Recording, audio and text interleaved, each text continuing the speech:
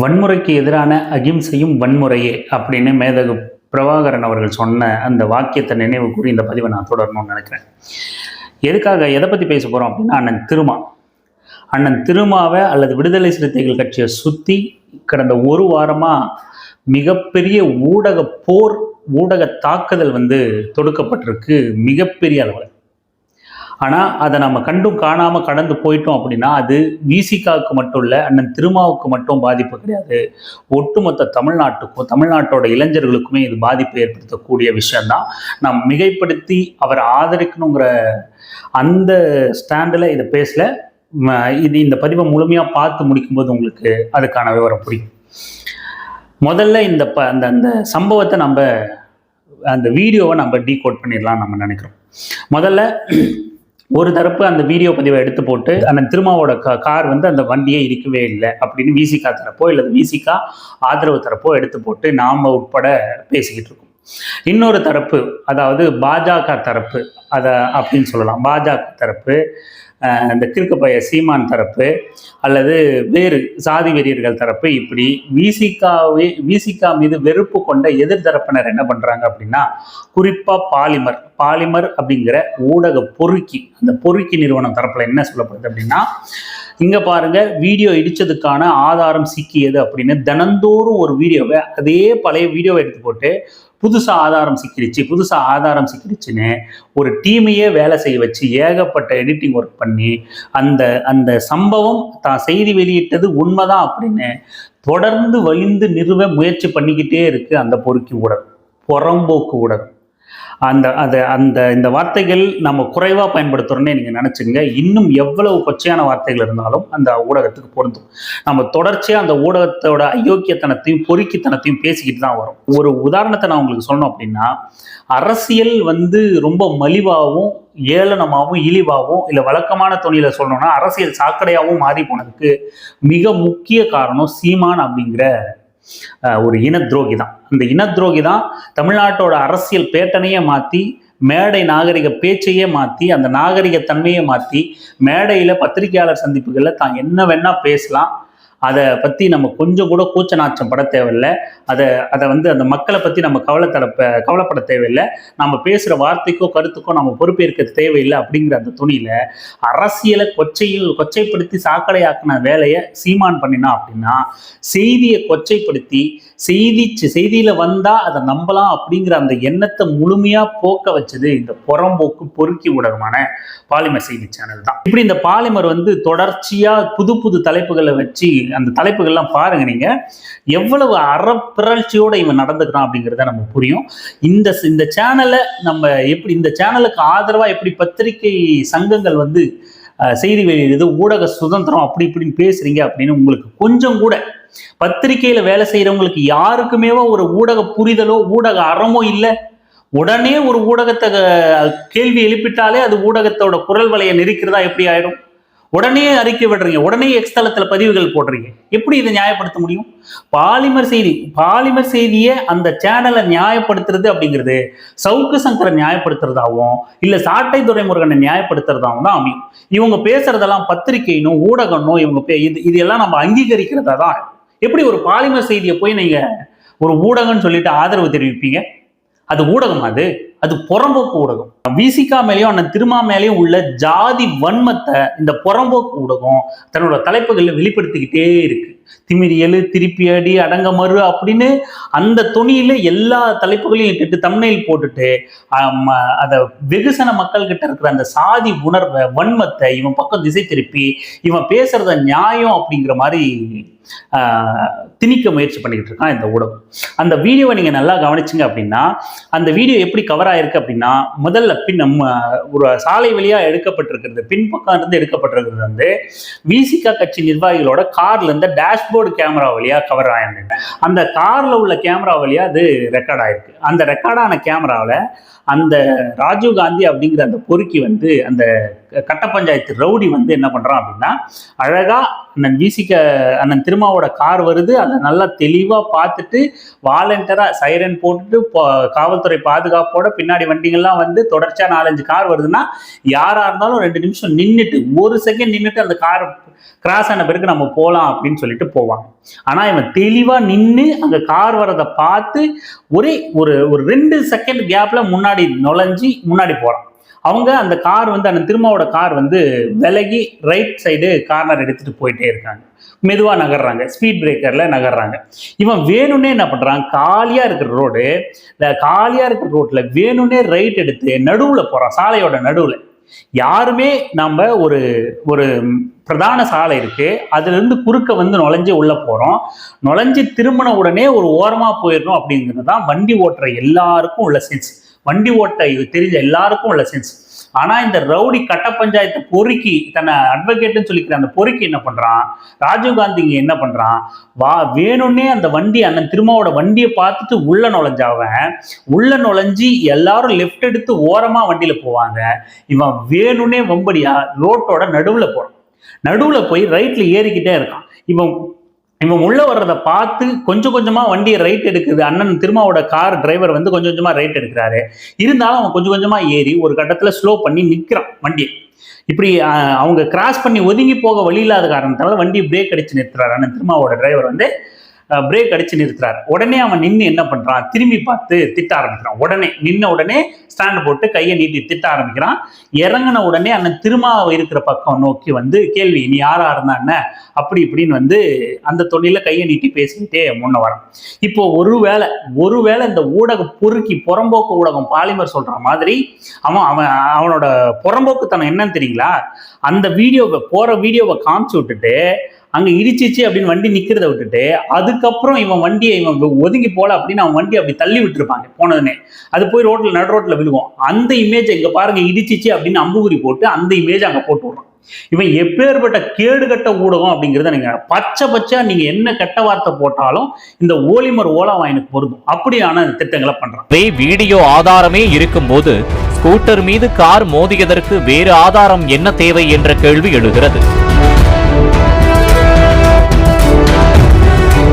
ஒருவேளை இடிச்சிருச்சுன்னே வச்சுக்கீங்களேன், ஜாதி வன்மம் முடிச்சவன் எல்லாம் சொல்ற மாதிரி இந்த புறம்போக்கு ஊடகம் சொல்ற மாதிரி ஒருவேளை அண்ணனோட வண்டி மேல அந்த 2 வீலர் மேல இந்த வண்டி இடிச்சிருச்சுன்னே வச்சுங்களேன், இடிச்சா லைட்டா டச் ஆகி மூவ் பண்ணிட்டு இருக்கிற வண்டியில லைட்டா டச் ஆகி இடிச்சாலும் கூட என்ன ஆகும், உடனடியா கீழே விழுவான், வண்டி சாயும். அடிபடுது அதெல்லாம் அப்புறம். ஒரு கார் வந்து ஒரு 2 வீலரை போய் அப்படி டச் பண்ணி அப்படி நிக்குது அப்படின்னா உடனடியா ஒரு பக்கம் ஏதாவது சாஞ்சு கீழே விழுறதுக்கு தான் வாய்ப்பு இருக்கு. அப்போ அவன் கீழே விழுந்தானா அப்படின்னா கிடையாது, கீழே விழல, நின்றுட்டு தான் இருக்கான். வண்டியும் நிக்குது, அவனும் நிக்கிறான், நின்று சைட் ஸ்டாண்ட் போட்டு கேள்வி கேட்கறான். ஒருவேளை இல்லை இடிச்சதுனால அவன் கீழே விழல, பேலன்ஸ் பண்ணி நின்றுட்டான் அந்த ரவுடி பையன், நின்றுட்டு ஸ்டாண்ட் போட்டு போய் கேட்கறான் அப்படின்னு கூட எடுத்துப்போம். இடிச்சிருச்சு ஆனா அவன் விழல அப்படின்னு கூட எடுத்துக்கோமே. இடிச்சா விழுந்திருக்கணும், ஆனா இடிச்சிட்டு விழலைன்னா ஓகே அப்படின்னு ஒதுங்கி போயிட்டு பார்த்து போக வேண்டியதானே, ஏதாவது சொல்லிட்டு சரி ஓகே விஐபி வண்டியா பொலிட்டிக்கல் ரிலேட்டட் வண்டியா ஏதோ ஒண்ணு நம்ம தப்பா அவங்க தப்பான்னு தெரியல, ஒதுங்கி நின்று விலகி நின்று இருக்கணும். ஆனா உடனடியா அந்த இடத்துல வண்டியை நிறுத்திட்டு அவன் நேரா அண்ணன் திருமா பக்கம் வரான். என்னது, திருமாவை கை நீட்டிட்டு வரான். திருமாவை கை நீட்டிட்டு வந்த உடனே வண்டி எஸ்கார்ட் வண்டியோட வர வண்டி வந்து நின்ன உடனே என்ன பண்ணுவாங்க, பாதுகாப்பு இருக்கிற காவலர்கள் ஓடி வருவாங்க. அண்ணனோட பாதுகாப்புக்கோ அவரோட கூடவே பயணிக்கிற கட்சிக்காரங்க வந்து உடனே இறங்கி என்னாச்சு ஏதாச்சுன்னு வந்து பார்க்க வருவாங்க. வந்து பார்க்கும்போது நீ முன்ன வந்தியா யார் முன்ன வந்தியா என்னன்னு தெரியல, வண்டி இடிச்சிருச்சு ஏதோ ஒன்று சொல்லி ஓரமா நின்று பேசியிருக்கலாம். நீ அங்க எத்தனை பேர் வந்து விஐபி தான் தெரிஞ்சு இவர் தான் தெரிஞ்ச பிறகும் கூட நீ இன்னும் யாரா இருந்தா என்ன அப்படி இருந்தா என்ன இப்படி இருந்தா என்னன்னு காவல்துறை கிட்டே வம்பு வழக்கு பண்ணா அவங்க என்ன பண்ணாங்க, வண்டியை தூக்கி ஓரம் போட்டு நீ எதுக்கு என் அண்ணன் வண்டி முன்னாடி வர, ஏன்னா ஏற்கனவே ஆம்ஸ்ட்ராங் படுகொலை நடந்திருக்கு, அண்ணன் திருமாவோட உயிருக்கு அச்சுறுத்தல் இருக்கு. அந்த பதட்டத்தில் இருக்கிறவங்க, அந்த பயத்தோட இருக்கிறவங்க, அண்ணன் திருமாவை பாதுகாக்கணுங்கிற எச்சரிக்கை உணர்வோடு இருக்கிறவங்க என்ன பண்ணுவாங்க, எதுக்கு தெரிஞ்சு வந்திருக்க, தெரிஞ்சும் நீ விலக மாட்ற, இது ஏதோ ஒன்று நடந்துருச்சு அப்பயும் வம்படியா நீ பேசிக்கிட்டு இருக்க அப்படின்னா உன் நோக்கம் புரியும் அப்படிங்கிற அந்த உன் நோக்கம் என்னன்னு புரிஞ்சுக்க முடியுதுங்கிற துணியில நீ எதுக்கு வந்த ஓரமா விலகி நின்னாலும் அவன் வாக்குவாதம் பண்ணத்தான் அவனை அடிக்கிறான். நான் கை ஓங்குறாங்க அடிக்கவே இல்லை அப்படின்லாம் சொல்ல, அடிக்கிறாங்க, 2 அடி தலைமையிலேயே நல்லா வைக்கிறாங்க, அவன் வண்டியை தூக்கி வீசுறாங்க. அப்ப நீ எதுக்கு குறுக்க வந்த அப்படின்னு சொல்லிட்டு இன்னும் சொல்ல போனா அவன் வண்டியை தூக்கி போட்டு கொளுத்திருக்கணும். அவனை நல்லா கையை காலை உடைச்சு விட்டுருக்கணும். எப்படி பின்படி எப்படி ஒருத்தன் ஒரு தலைவரோட கார் முன்னாடி வந்து இவ்வளவு கேஷுவலா கார் வர்றதை பார்த்துட்டு எடுத்துட்டு போய் நடு ரோட்ல விட்டு வம்பு இழுக்க முடியும்? சாதாரண இதே நீ எடப்பாடி பழனிசாமி அண்ணன் திரும்ப கேட்ட மாதிரி எடப்பாடி பழனிசாமி வண்டியிலையோ இல்ல அந்த ஆடு மேய்க்கிற பையருக்கான அண்ணாமலை அவனோட வண்டி முன்னாடியே நீ விட்டுட்டு நீ ஒழுங்கா வீடு வந்து திரும்பி இருப்பியா? நீ இல்ல அந்த மாதிரி வண்டியை விட்டுருந்தா நீ எடுத்து நீ கேள்வி கேட்டுப்பியா? மோடி வர ரோட் ஷோ பண்றாரு, வண்டியை எடுத்துட்டு போய் குறுக்க விடுவியா? இல்ல முதலமைச்சர் வர்றாரு, வண்டி எடுத்துட்டு போய் குறுக்க விடுவியா? இவங்க எல்லாம் வேணாம். கட்சி நிர்வாகி கட்சி கொடி போட்டு எத்தனையோ திமுக கொடி வருது, அதிமுக வண்டிக்கு வருது. யார் வண்டி முன்னாடியாவது நீ போய் வண்டி அந்த கட்சிக்காரனே வம்படியா இடிச்சிட்டா கூட நீ எடுத்து பேசிட முடியுமா? துவச்சு எடுத்துருவாங்க, உரிச்சு எடுத்துருவாங்க. ஆனா நம்ம இப்படியெல்லாம் கூட நியாயப்படுத்தல. நீ ஒரு கட்சி தலைவர்னு தெரிஞ்சோம், அண்ணன் திருமாதான் வராருன்னு தெரிஞ்சோம், இவ்வளவு பாதுகாப்போட இருக்காருன்னு தெரிஞ்சோம், வேணும்னே வண்டி கார் முன்னாடி டூ வீலர் எடுத்து வந்து அவங்க விலகி போனாலும் மறுபடியும் வாலண்டியரா ரைட் எடுத்து நீ நடுவுல வண்டி நடுவுல போயிட்டு நிக்க வச்சு நீ எவ்வளவு கொழுப்பு இருந்தா, எவ்வளவு வன்முறை இருந்தா, எவ்வளவு திட்டமிடலோட வந்திருந்தா வம்படியா அண்ணன் திருமாவை நோக்கி கைகிட்டு வர. இது எல்லாம் முடிஞ்சு இந்த ஆடு மேய்க்கிற பையன் மாதிரியான ஆட்கள் கேட்கறான், ஏன் திருமா வந்து இறங்கி கேட்கல அப்படின்னு. மோடி வந்து உங்க அப்பா மோடி வந்து இறங்கி கேட்பாரா? மோடி வண்டி முன்னாடி வந்து யாராவது டூ வீலரை விட்டுட்டா, ஐயோ தம்பி டூ வீலரை விட்டுட்டு டேய் மோடியா இருந்தாருன்னா எவனா இருந்தா எனக்கு நான் என் வண்டியை ஏன்டா இடிச்சேன்னு கேட்டா, மோடி வந்து ஐயோ மன்னிச்சுக்க தம்பி, எப்படி எப்படி என்னாச்சு தம்பி, அடே பேட்டா என்னாச்சு உனக்கு அடிபட்டுருச்சா, ஐயோ இவனுக்கு ஹாஸ்பிட்டலுக்கு கூட்டு போங்க, இவனை நம்ம கார்லயே கூட்டு போங்க, இவனுக்கு செலவுக்கு 10 லட்ச ரூபா கொடுங்க அப்படின்னு மோடி வந்து சொல்லிட்டு இருப்பாரா? இல்ல இந்த ஆடு மேய்க்கிற பையனாவது சொல்லிட்டு இருப்பானா? பெரிய புடுங்கி இவருக்கு Z+ பாதுகாப்பு. நீ என்ன புடுங்கி கிழிச்ச உனக்கு Z+ பாதுகாப்பு? நீ என்ன அரசியல் பாரம்பரியமா அரசியல் பண்ணிக்கிட்டு இருக்கியா? நீ பெரிய அரசியல் தலைவரா? நீ பலமுறை நின்று தேர்தல் நின்று மந்திரியாவோ சிஎம்ஆவோ பிஎம்ஓ மாறி இருக்கியா? நீ ஆடு மேய்க்கிற ஆட்டுப்புழுக்கி அள்ளிக்கிட்டு இருக்கிற பயலுக்கு Z+ பாதுகாப்பு. உன் வண்டிக்கு முன்னாடி குறுக்க வந்தாலே எவனையும் யாரும் விட்டு வைக்க மாட்டாங்க, அடிச்சு தூக்கி விரட்டுவாங்க, எவனும் முன்னையே வர முடியாது. வந்தா இப்படிதான் கொஞ்சிக்கிட்டு இருப்பியா? இல்ல ஒரு அரசியல் அப்படி அந்த புரோட்டோகால் இருக்கு, பாதுகாப்பு இருக்கு. அந்த பாதுகாப்பு விதிமுறைகள்லாம் மீறி எவனோ ஒரு புறம்போக்கு வந்து வண்டி முன்னாடி வருவான், இவர் வந்து இறங்கி வந்து அவனுக்கு சமாதானம் பேசிக்கிட்டு இருப்பாங்களா? இறங்கினவன் விழுந்துட்டான், அப்படி இடிபட்டவன் விழுந்துட்டான், அடிபட்டுருச்சு, ஐயோ என்ன ஏதுன்னு தெரியல அப்படின்னா கூட என்ன ஏதுன்னு பாருங்கப்பான்னு சொல்லலாம். புறம்போக்கு பொறுக்கி ரவுடி பையன் வந்து கையை நீட்டிக்கிட்டு வம்பு. ஒரு தலைவர் வண்டிக்கு வேற எவ்வளவு வன்முறை இருக்கும்? வேற எந்த தலைவர் முன்னாடியாவது பண்ணிட முடியுமா நீங்க? அண்ணன் திருமான்னா உங்களுக்கு அவ்வளவு சாதி பார்வையா உங்களுக்கு? இல்ல அவ்வளவு குறைச்சலா? அவர் எம்பி கிடையாதா? அவர் ஒரு கட்சியோட தலைவர் கிடையாதா? அவர் எவ்வளவு பெரிய வெகுசன மக்களோட தமிழ்நாட்டோட மிகப்பெரிய தலைவர் அவரு, ஒரு அங்கீகரிக்கப்பட்ட அரசியல் கட்சியோட தலைவர் அவருன்னா அவ்வளோ என்ன கொத்தமல்லி கட்டா கீரை கிள்ளுக்கிறியா? அவரு போற வரவெல்லாம் இஷ்டத்துக்கு பேசுறான். கஸ்தூரி பேசுறா, இந்த ஆடு மேய்க்கிற பைய பேசுறான், ராஜா எச்சக்கல பைய அவனோட ட்ரெய்லரை பத்தி நமக்கு இழுக்கணும்னு இருக்கும். இந்த விஷயம் எல்லாம் நடந்துகிட்டு இருக்கிறதுனால அதை பத்தி பேச முடியல. அவன் பேசுறான், மொத்த பாஜக கும்பலும் பாஜக கிட்ட பொறுக்கி திட்ட புறம்போக்கு கும்பலும் லைனா வரிசை கிட்ட வந்து சவுக்கு சங்கரா இருக்கட்டும், இந்த சாட்டை துரைமுருகனா இருக்கட்டும், புறம்போக்கு எல்லாம் பொறுக்கி திட்ட அத்தனை பேரும் அண்ணன் திருமாவுக்கு எதிராக பேசுறான். ரவுடி விசிகா, கட்ட பஞ்சாயத்து விசிகா, ஹைகோர்ட் முன்னாடியே பாத்தீங்களா இவங்களை அடிச்சுட்டாங்க. ஏன் வேற எங்கேயாவது அடிச்சுட்டு இருந்தா உங்களுக்கு பிரச்சனை இல்லையா? கோர்ட்டு முன்னாடி அடிச்சா பிரச்சனை? கொலை பண்றதெல்லாம் எங்கேயோ நடந்துதானே கோர்ட் வாசலுக்கு வருது. அப்போ கோர்ட் வாசல்ல கொலை பண்ணிட்டா தப்பு, அதுதான் தப்பு. வேற எங்கேயாவது கொலை பண்ணிட்டாக்கா அது எப்படியாவது பேசி மலிப்பிடலாமா? எங்க நடந்துச்சுன்னு முடியல. ஒரு தலைவருக்கு பாதுகாப்பு இல்லை அப்படிங்கிறது உங்களுக்கு பிரச்சனை இல்லை. ஒரு தலைவர் கார் முன்னாடியே இவ்வளவு துணிச்சலாம் அப்பட்டமா வீடியோ இருக்கு. முன்னாடி அவனே வீடியோ எடுக்க ஆள் செட் பண்ணியிருக்கான். பின்னாடி எடுத்த வீடியோ, கார்ல எடுத்த வீடியோ, முன்னாடி எடுத்த வீடியோ அவனே ஆள் செட் பண்ணி வீடியோ எடுத்திருக்கான்.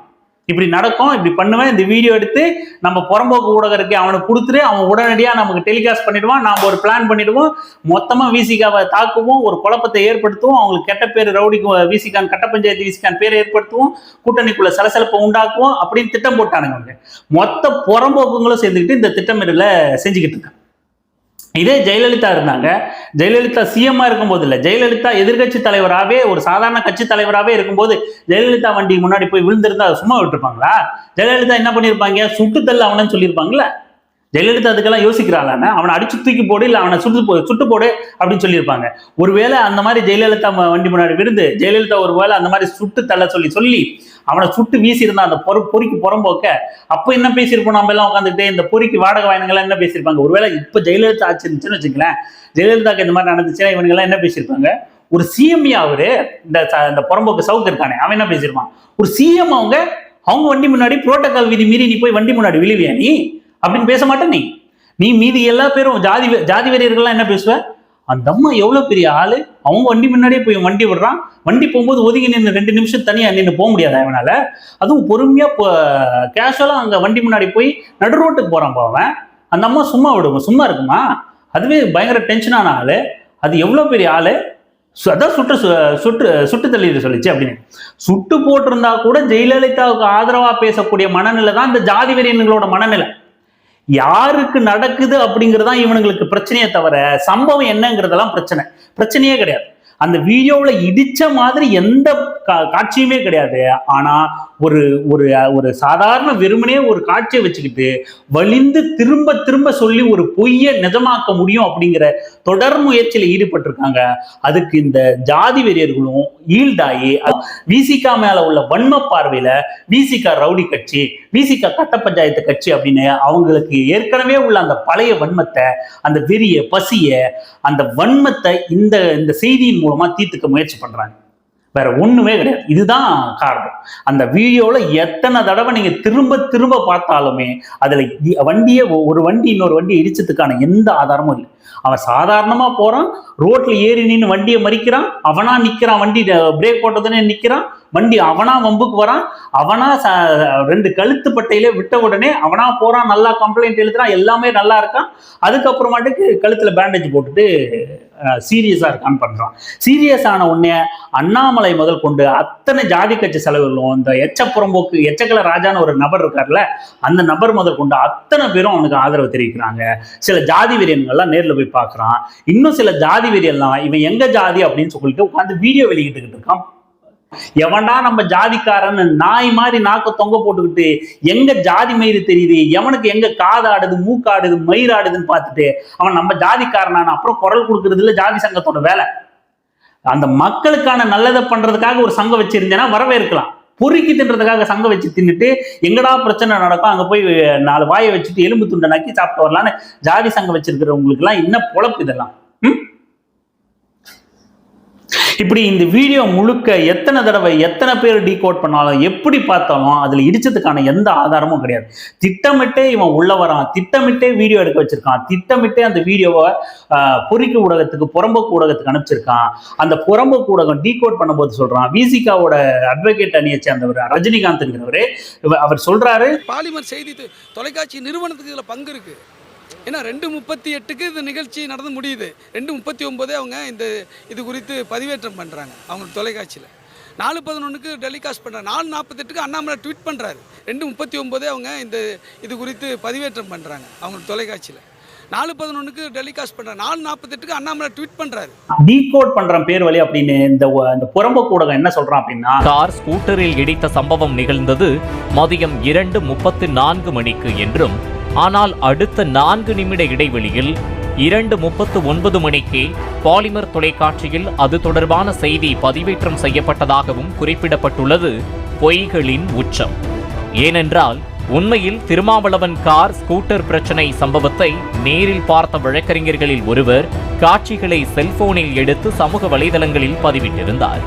இந்த வீடியோ பாலிமர் செய்தியாளரின் செல்போனுக்கு கிடைத்தது மாலை 3:14 மணி. செய்தியாளர் சம்பவத்தின் உண்மைத்தன்மையை உறுதி செய்த பின்னர் அலுவலகத்திற்கு அனுப்பியது மாலை 3:29 மணி. அதனை உண்மை செய்தியாக பாலிமர் தொலைக்காட்சி ஒளிபரப்பியது 3:43 மணி. உண்மை இப்படி இருக்க சம்பவம் நடைபெற்ற 4 நிமிடங்களில் செய்தி வெளியிட்டதால் அரசியல் சதி இருப்பதாக விசிக வழக்கறிஞர் ரஜினிகாந்த் அளித்துள்ள புகார் வினோதத்தின் உச்சம். விசிகா தரப்புல இருந்து நாங்க 10 நிமிஷத்துல ஒளிபரப்பட்டோன்னு ஒரு அப்பட்டமான பொய் செய்தியை சொல்றாங்க. நாங்க ஒளிபரப்புனது 3:45க்கு தான் அப்படின்னு அவனே சொல்றான். ஏன்டா 2:45க்கு நடந்த சம்பவத்துக்கு நீங்க 3:45க்குள்ள எப்படி ஒளிபரப்ப முடியும்?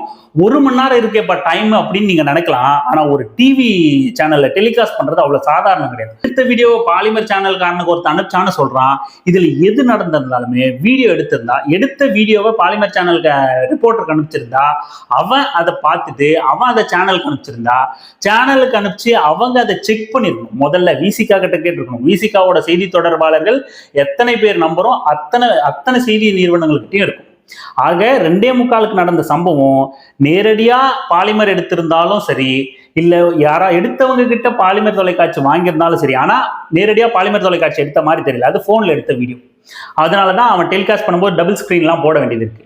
அப்போ வேற ஒரு போன்ல எடுத்த வீடியோவை இவன் ரிப்போர்ட்டர் கிட்ட போயிருக்கு, ரிப்போர்ட்டர் வெரிஃபை பண்ணாம அல்லது அவனுக்கு இருக்கிற ஜாதிய வன்மத்துல சேனலுக்கு அனுப்பிச்சிருக்கான். சேனல் என்ன பண்ணிருக்கணும், கட்சி கிட்ட வெரிஃபை பண்ணிருக்கணும். இந்த மாதிரி ஒரு சம்பவம் நடந்துச்சு, வீடியோ கிடைச்சிருக்கு சார், நீங்க இடிச்சிங்களா, என்ன நடந்துச்சு, ஏது நடந்துச்சு, திட்டம் சரின்னு நினைக்கிறீங்களா, எப்படி பாக்குறீங்க அப்படின்னு ஒரு கன்ஃபர்மேஷனை கன்சர்ன் பார்ட்டி கிட்ட வாங்கிருக்கணும். ஒரு அறம் வாய்ந்த ஊடகத்துக்கு அதுதான் முதல் கடமையா இருந்திருக்கணும். ஆனா இவன் தான் புறம்போக்கு ஊடகமாச்சு, எப்படி இதை செய்வான், செய்ய மாட்டான். செஞ்சிருக்கணும், அசையல. உடனடியா 3:45 டெலிகாஸ்ட் பண்ண அப்படின்னு அவனே சொல்றான், பாலிமரே சொல்றான். 2:45 நடந்த சம்பவம் 3:45 டெலிகாஸ்ட் ஆச்சுன்னா இடையில நீ எப்படி அதுக்கு வாய்ஸ் ஓவர் கொடுத்த, டீட்டெயில் கலெக்ட் பண்ண, அதனோட எடிட்டிங் ஒர்க் எல்லாம் எப்போ முடிச்ச, எப்படி ஸ்கிரிப்ட் எழுதுன, ஸ்கிரிப்ட் எழுதி யாரு, அதுக்குள்ள எப்படா முடியும், 1 ஹவர்ல எப்படா முடியும்? ஒரு விஷயத்தை ஊர்ஜிதப்படுத்தாம அதுக்குள்ள ஸ்கிரிப்ட் எழுதி எடிட் பண்ணி எப்படி நீ டெலிகாஸ்ட் பண்ண? அதுக்கு நீ அது சரி அப்படின்னு நீ டெலிகாஸ்ட் பண்ணிட்ட, ஏதோ வியூஸ் வெறிக்கு பண்ணிட்ட, இல்ல அண்ணன் திருமா மீது உள்ள வன்மத்துக்கு பண்ணிட்ட அப்படின்னா அதுக்கப்புறம் அவர் மறுத்திருக்காருல்ல, அதுக்கப்புறம் இந்த செய்தி தப்பு, நாங்க அவர் ஒரு தண்ணியில விளக்கம் கொடுத்திருக்காருல, இதுதான் நடந்துச்சு அப்படின்னு. ஓகே, இந்த தலைவர் இப்படி சொல்லியிருக்காரு, எங்களுக்கு கிடைச்ச முதற்கட்ட தகவலை நாங்க இது மாதிரி பண்ணிட்டோம், இந்த செய்திக்கு மறுப்பு தெரிவிக்கிறோம், நீ மன்னிப்பே கேட்க தேவையில்லை, இந்த செய்தியை மறுத்து நீ அதுக்கப்புறம் அதை கொண்டு போயிருக்கலாம்ல. ஆனா மீண்டும் மீண்டும் பணிந்து நீ போட்ட செய்தியை உண்மையாக்கணும்னு நினைக்கிறீ, ஏன்? என்ன வன்மம் உனக்கு? நீ எவங்கிட்ட பொறுக்கி தின்னுட்டு இந்த ஊடகத்தை நடத்துற? இது ரொம்ப கடுமையா கண்டிக்க வேண்டிய விஷயம். இந்த ஊடகத்தை எதிர்த்து மற்ற ஊடகவியலாளர்கள்லாம் வீதிக்கு வந்திருக்கணும், ஆனா வரல. மாறா அவங்களும் பிஸ்கெட் வாங்கிட்டு அறிக்கை கொடுத்துக்கிட்டு இருக்காங்க. இது வன்மையான கண்டனத்துக்குரியது. இதை எதிர்த்து குறைஞ்சபட்சம் டிஜிட்டல் ஊடகத்துல அறம் சார்ந்து செயல்படுறவர்களாவது வீதிக்கு வரணும். அரசியல் வெங்காயம் தன்னோட முழு ஆதரவையும், அப்படி ஏதாவது ஒரு சம்பவத்தை ஒருங்கிணைச்சா அரசியல் வெங்காயம் முழு ஆதரவையும் தர தயாரா இருக்கு. எந்த வித அது போராட்டமா இருக்கட்டும், எந்த மாதிரியான நடவடிக்கைக்கும் அரசியல் வெங்காயம் தன் முழு ஆதரவை தயாரா இருக்கு. இது மட்டும் இல்லாம இதை வெறுமனே விசிக ஆதரவு நிலைப்பாட்டோட இவன் தொடர்ந்து விசிகாவை ஆதரிப்பான், அதனால இவன் ஆதரிச்சு போடுறான் அப்படிங்கிற நிலைப்பாட்டோட மட்டும் இல்லை, நம்ம விசிகாவை இதை கருத்துல கொள்ளாமையே இது ஒட்டுமொத்த தமிழ்நாட்டுக்கும் இளைஞர்களுக்கும் ஆபத்து அப்படின்னா, இந்த செயல்பாடு எங்க போய் நிற்கும் அப்படின்னா, நம்ம ஏற்கனவே நம்ம எப்படி விசிகாவை நினைச்சிருந்தோம் பேசியிருக்கோம் இல்லையா, அந்த மாதிரி இன்னும் பல தலைமுறையை உருவாக்குறதுக்கான தொடர்ந்து விசிகாவையோ அண்ணன் திருமாவையோ அல்லது பட்டியல் சமூக தலித் மக்களையோ இன்னொரு சாரார் பிரிவு தலித் அல்லாத மக்கள் தொடர்ந்து எதிரியா சித்தரிக்கிறதுக்கான வேலை இதுல இருந்து தொடங்கும். தொடர்ந்து நம்ம இப்ப சோசியல் மீடியா காலம் முன்னளவுக்கு அண்ணன் திருமா மீது வெறுப்பை கக்க முடியாது, திணிக்க முடியாது, பரப்ப முடியாது அப்படின்னு நம்பிக்கிட்டு இருந்தா, அதனினும் வேகமா இந்த சோசியல் மீடியா காலத்துல தான் அத்தனை பேரும் பணம் வாங்கிட்டு ஒரே நேர்கோட்டில் மக்களுக்காக இயங்கக்கூடிய ஊடகமே இல்லை அப்படிங்கிற அளவுக்கு ஒரே நேர்கோட்டில் அவ்வளவு பேர், ஏதோ 1-2 தான் மிஸ் ஆயிருக்க தவிர அவ்வளவு பேரு ஒரே நேர்கோட்டில் அண்ணன் திருமாவுக்கு எதிராக செய்தி போடுறான். ரவுடி வீசிக்காங்கிறான், கட்ட பஞ்சாயத்து வீசிக்காங்கிறான், கோர்ட்டு வாசலே அடிக்குது, அவ்வளோ அராஜகம், இவங்களோட அராஜகம் தமிழ்நாடு முழுக்க தாங்கல அப்படிங்கிறான். இதெல்லாம் எங்க போகும் அப்படின்னா, அரசியல் ரீதியா இவங்களால எந்த மயிரையும் புடுங்க முடியாது. இதை வச்சு, இந்த அவதூறை வச்சு இதெல்லாம் ரொம்ப சாதாரணமா அண்ணன் திரும்ப கடந்துருவார், விசிக கடந்து போயிடும். ஆனா எங்க இது பாதிப்பை ஏற்படுத்தும்னா, தலித் அல்லாத சமூகத்து இளைஞர்கள் இருக்காங்க இல்லையா, இவன் தொடர்ந்து இந்த செய்தியை ஈல்டு ஆகிட்டே இருப்பான், பார்த்துக்கிட்டே இருப்பான். இவன் ரவுடி கட்சிப்பா, இவங்க அராஜகம் தாங்கலப்பா, இவங்க எல்லாமே இப்படிதான்ப்பா, இந்த கட்சிக்காரங்களே இப்படிதான்ப்பா, இந்த சமூகத்துக்காரங்களே இப்படிதான்ப்பா, இவங்களை அடக்கி ஒடுக்கி வைக்கிறது தப்பு இல்லப்பா, இவங்களை இந்த வன்முறை இவங்க மீது ஏவப்படுறது தப்பு இல்லப்பா, இந்த ஜாதிக்காரங்களே இவனுங்களை இங்கேயே வச்சிருந்தாதான்பா சரி, அதை கொஞ்சம் விட்டா பாரு இவனுக்கு எவ்வளவு துள்றானுங்க அப்படின்ற அந்த உளவியலை தொடர்ந்து ஜாதி வெறியன்கள்லாம் இளைஞர்கள் கிட்ட இந்த ஒரு செய்தியை வச்சே பரப்பிட்டு இருப்பானுங்க. இன்னும் ஒரு 10-20 வருஷத்துக்கு இந்த தாக்கமே பல இளைஞர்கள் கிட்ட போய் சேர்ந்துடும். இது மிக மிக ஆபத்தானது. இது வெறும் தனிப்பட்ட அண்ணன் திருமாவுக்கோ தனிப்பட்ட விடுதலை சிறுத்தை கட்சியோட பிரச்சனையோ கிடையாது. இது ஒட்டுமொத்த தமிழ் சமூகத்துக்குமான பிரச்சனை. நம்மளோட எதிர்கால இளைய தலைமுறையை, இளம் தலைமுறையை நாசப்படுத்துறதுக்கான அத்தனை கூறுகளும் இந்த பிரச்சனையில இருக்கு. கொஞ்சமாச்சு ஜனநாயகத்தின் மீது நம்பிக்கை கொண்டவர்களுக்கு, சமத்துவ சிந்தனை கொண்டவர்கள் இந்த பிரச்சனையை டீகோட் பண்ணி இந்த பிரச்சனையில விசிகா பக்கம் உள்ள நியாயத்தை பொதுமக்கள் கிட்ட, இளைஞர்கள் தலைவர்கள்கிட்ட பேசுங்க, பல பதிவுகளை இடுங்க.